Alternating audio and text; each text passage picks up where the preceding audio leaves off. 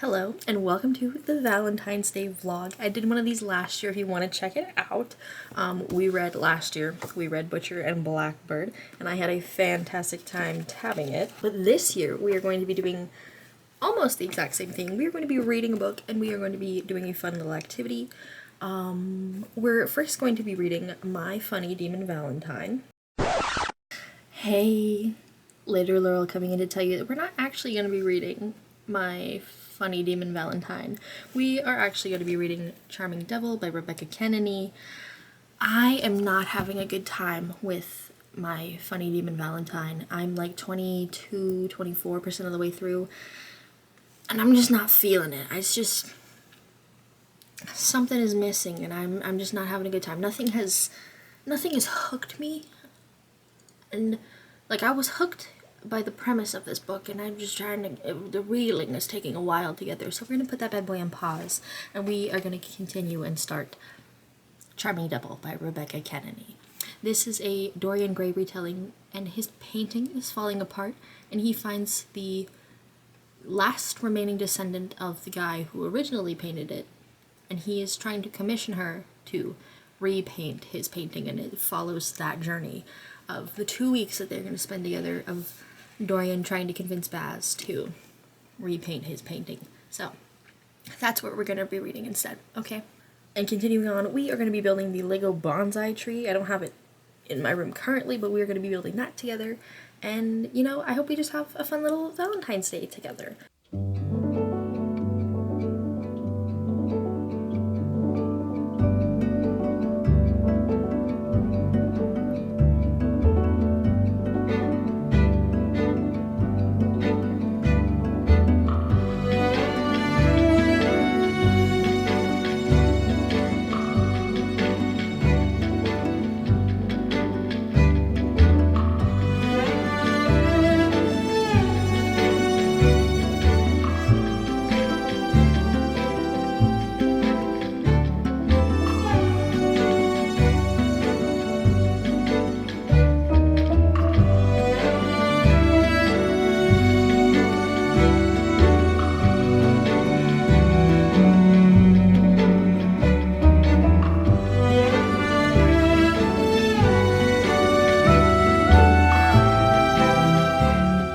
He's a little brown frog. Look how cute. He's a little brown frog. Oh my god.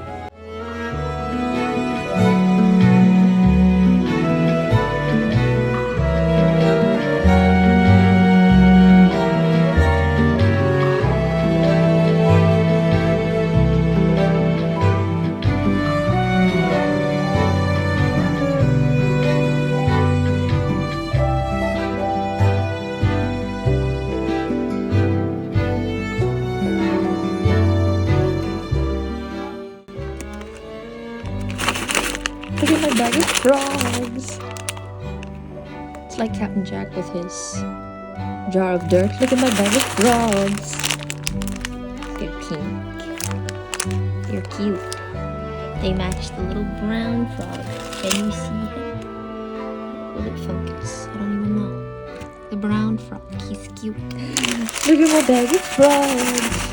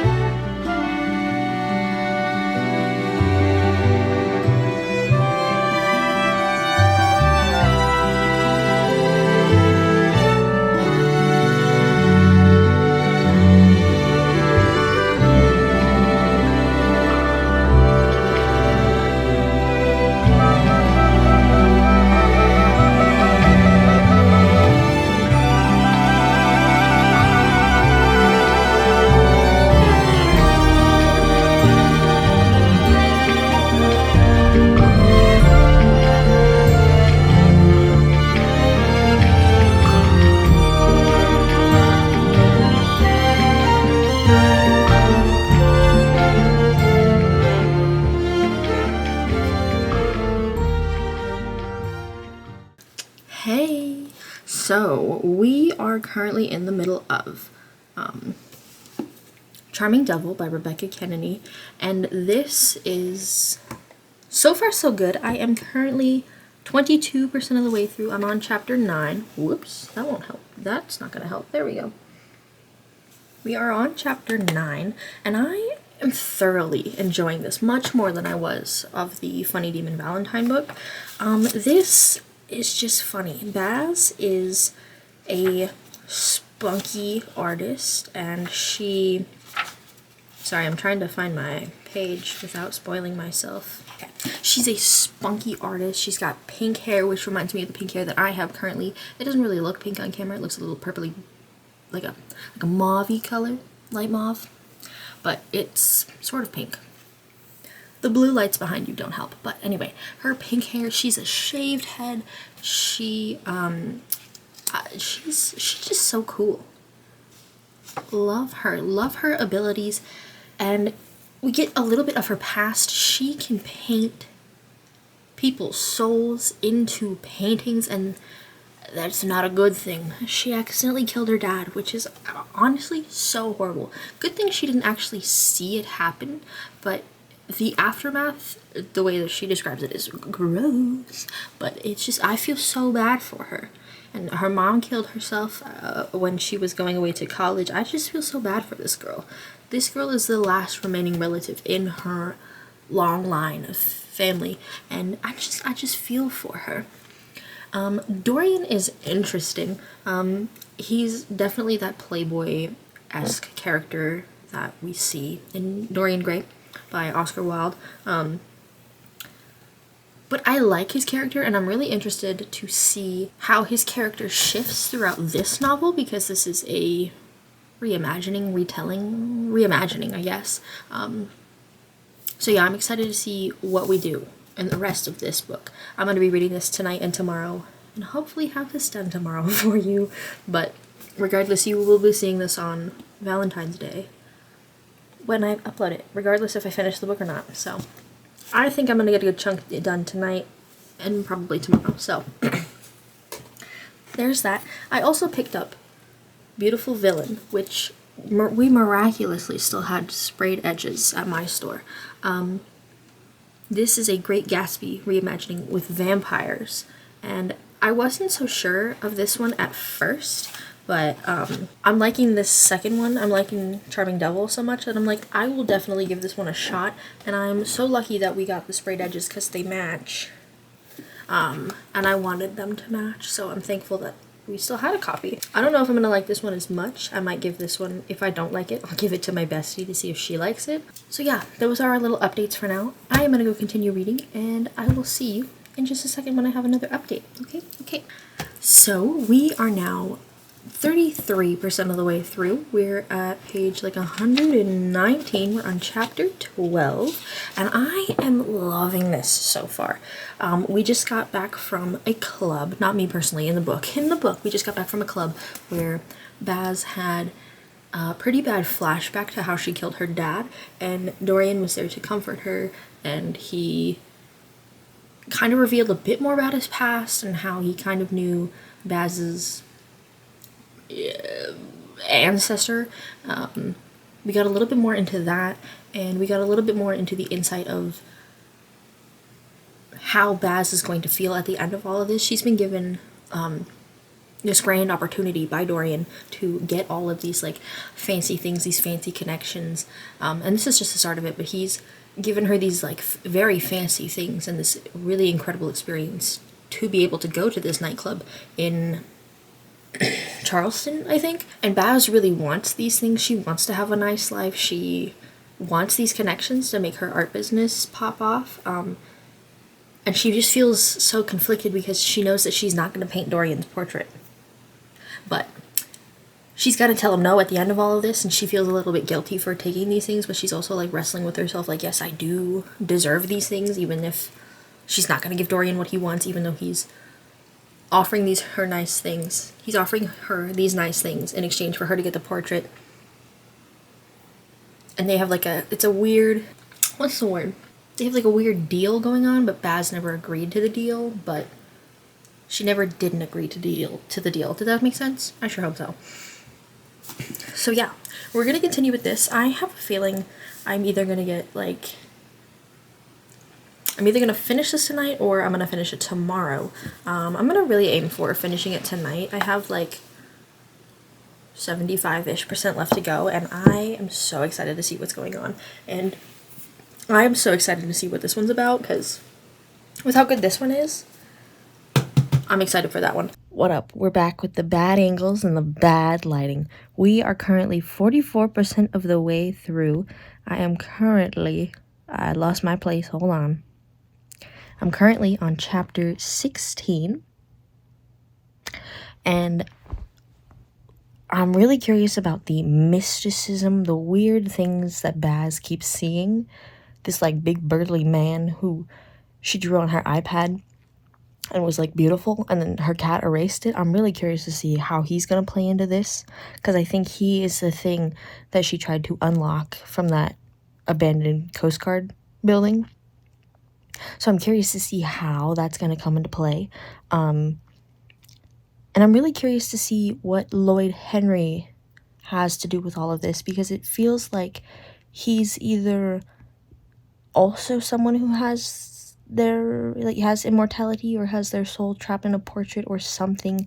He just gives off really creepy vibes, and I don't like him. I just don't like him. And for some reason, he, in my mind, he was probably described, but I picture him as the one guy from The Menu who's the companion to the critic with blonde hair. It's that guy. Good luck editing you. It's that guy. He is what I think Lloyd Henry looks like, even if that's not correct. His face is the face I picture when I think of him. So there's that. Yeah, I'm 44% of the way through. It's currently midnight. Am I gonna finish this before this is due tomorrow, because tomorrow's Valentine's Day? I have no idea, but I'm gonna keep going until probably like 2 a.m. and then we will come back with my final thoughts and just see what happens. So I'll see you in a second. Okay. We're back with another update. It's now currently 1 a.m. I'm 59% of the way through. I am currently on chapter 22. Did I stop at 16? I think so. They just slept together. It was beautiful. It was magical. Dorian is feeling feelings. Crazy. And, I'm really curious to see where this is going. I don't have any predictions about what's going to happen. I have some hopes. I have some dreams. I have some ideas, but I'm going to keep them to myself just because I don't want to be wrong. So there's that. I'm going to continue reading. I have my Kindle says I have an hour and 52 minutes left in this book. I would make it 3 a.m. when this is done, but we're gonna see. So yeah, we're gonna see. I don't know if I might leave you on a cliffhanger. Might really hook you for the next video too, but I'm gonna keep reading for now, and I'll check back in with you in a little bit. Okay? What kind of magic does Baz have in her veins? She's just...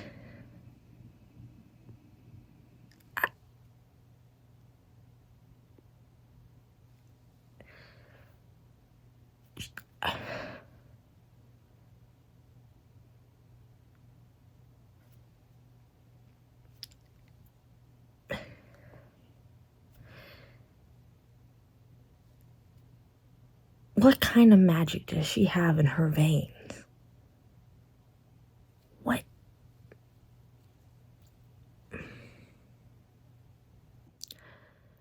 Anyway, disregarding my gay panic for Baz, Dorian we've just reached the part where he's kidnapped her. Tried to woo her with a, "I'm gonna miss you. Let's just have one more afternoon together." Kidnapped her. And now something is coming to kill her.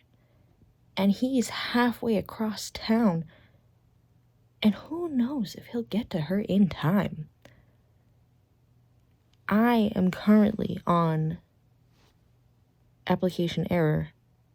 Chapter 30. I'm 80% of the way through. Why does that make me look so red? Don't look at me. I'm on chapter 30, 80% of the way through. It's 2:19. I'm going to finish this. I'll come back to you with my final thoughts. And then I will speed edit this video like a maniac and have it up for you later today for me, but right now for you. Okay? Okay. Hello and welcome to the end of the video. Let's talk about my thoughts, my feelings about Charming Devil. I'm giving this a 3 out of 5. I feel like this needed to be... It was how many pages? Not counting the extra bits at the end. This was 300 and... Not even counting the playlist. Not counting the bonus features. This was 333 pages. I feel like this needed to be like a 500-page book to really drag out the growth and getting to know Baz and Dorian, for them to grow as a couple, to get to know each other. But that's basically my only downside for this book. It needed to be longer to really get that full emotional development. But regardless of that, I had a great, fantastic time reading this. I loved how this was written, despite my earlier comment about Rebecca Kenney's use of big words. She can write big words. I'll figure out what they mean later. Thank you. She has such a way with words, a way with storytelling where it's not too... My camera is flashing at me for some reason. I think it's telling me it's just too dark, but that's okay. I love how she writes. She has a way of describing things that aren't too overpowerful and make you want it, like big chunks of text. They don't make you want to skip over that. I just love the way she writes, and I'm so intrigued for technically the first one in this series, because you get a couple of cameos from this book into this book, and I'm excited to see what the third book entails, and I'm excited to see what the first one entails and how they connect, because our big main bad guy was canoodling or seeing all of the people that were in this one, and there are vampires, there is a case on immortality. My camera is gonna die. Maybe we will swap to my phone. Give me 1 second. Okay, hi. Sorry I was so rudely interrupted. My camera died and I'm not about to charge it. It's 3:30 in the morning and I want to get this out for you. So, regardless of what I said, what was I saying? I have no idea. I liked this. It was great. I gave it a 3 out of 5 stars. It just needed to be longer to really get that emotional connection between Baz and Dorian. I know the next one is a Heathcliff Wuthering Heights reimagining. Don't know how that one's going to play all into this. But I do know that I will be reading the first one, Beautiful Villain, very, very soon. Because it's just so intriguing. I had my coworkers, like, reading the back of this as I bought it, and they were like, wow. And I, like, told them there were vampires in it, and they were even more intrigued, and I was like, heck yeah. I loved that the second one, I'm assuming the first one as well, also has modern ties to it. They have cell phones, they have electricity. It's set in our time. TikTok is mentioned once or twice. So is Instagram. So is something that I thought was extremely cringeworthy, but I can't remember what it was. Yeah, I like that this was set in our time. I like that it was just enough detached from our time that I wasn't like, oh yeah, they could be scrolling on TikTok or whatever. But there was enough like fantasy, mystery, mystique sprinkled in. I liked the Celtic and Scottish, Irish, English folklore that was brought into this. The paganism, the Catholicism. I liked the discussion about, I don't know what this author's stance is on religion, but I liked that it wasn't always positive, but it wasn't always negative. So yeah, I'm giving this bad boy a 3 out of 5. I really enjoyed it. And I really hope that you enjoyed this video of us building a cute little Lego set together and reading this book. I know that this isn't nearly as exciting as my one last year when I read Butcher and Blackbird, and this will probably be one of the last vlogs you see from me before I get my face broken, but rest assured that I will be reading lots of books, and I will have a ton to yap about when I get back to you. So, I will see you in my next one. Bye!